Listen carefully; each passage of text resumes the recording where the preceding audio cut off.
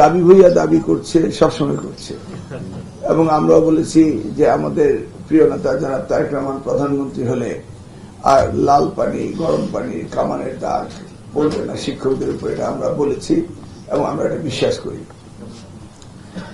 কিন্তু একটি কথা আপনারা বলেননি, সেটা হলো আপনারা কি করবেন, আমাদেরকে কি দিবেন। শিক্ষকরা আমাদেরকে তো প্রমিস করতে হবে যে আমরা এই এই কাজগুলি শিক্ষার জন্য করব। আমি বলছি আপনারা কি দিবেন। আপনি যদি আমার প্রশ্নই না বুঝেন, আপনি শিক্ষকতা করবেন কিভাবে? Mind it, you are a teacher. Excuse me, I'm talking. You are a teacher. Don't interrupt any others while somebody is talking. এটা হচ্ছে বাংলাদেশের সব, এখানে আপনাদের, আমি তো আপনাদের পূর্ব পরিচিত, তাই না? অতএব আমি যে প্রশ্ন করবো এই প্রশ্নের উত্তরে যদি আপনি অন্য উত্তর লেখেন, আমি এক্সামিনার বা উনি একজন আপনাকে নাম্বার দিবে? আমি কি আপনাকে জিজ্ঞেস করেছি যে বিরোধ দিনে কি হয়েছে না হয়েছে? Try to understand, you are a teacher.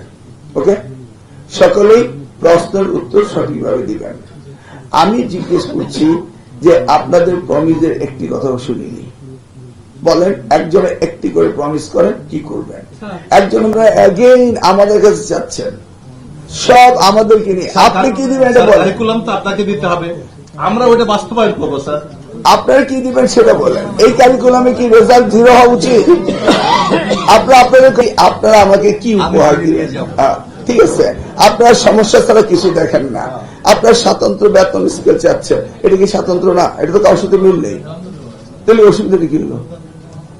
আপনারা বলছেন আমরা পৃথক বেতন স্কেল চাই, এটা পৃথকই, এর সাথে কারো মিল আছে না? আপনার কথা শুনতে হবে না, আপনার কথা লম্বা করেন।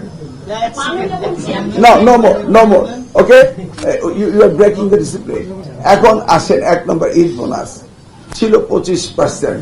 17 বছর পরে এই ইমিডিয়েট প্যাস সরকার আপনাদের 25 থেকে 50 করেছেন।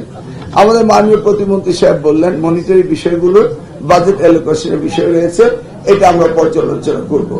আপনাদের দাবি মাননীয় প্রধানমন্ত্রীর কাছে উত্থাপন করা হবে, যেহেতু এটা নতুন বাজেট না।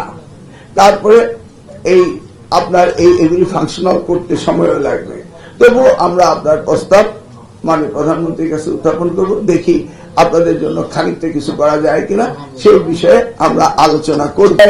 আপনাদের আমাদের কর্মকর্তা কর্মচারী নিয়ে আপনাদের অভিযোগ রয়েছে।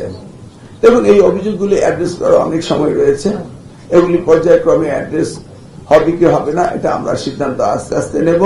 তবে এটা তো ট্রেডিশন, হোয়াইট হাউসে কি রিপাবলিকান গেল কি ডেমোক্রেটিক নিয়ে ঢুকে নাকি? Clear, understood?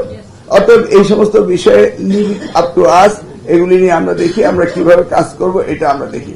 ম্যানেজিং কমিটি, মাননীয় প্রতিমন্ত্রী বলেছেন আমরা আজকে ম্যানেজিং কমিটি নিয়ে বসার কথা ছিল, এই মিটিং শেষে আমরা বসবো।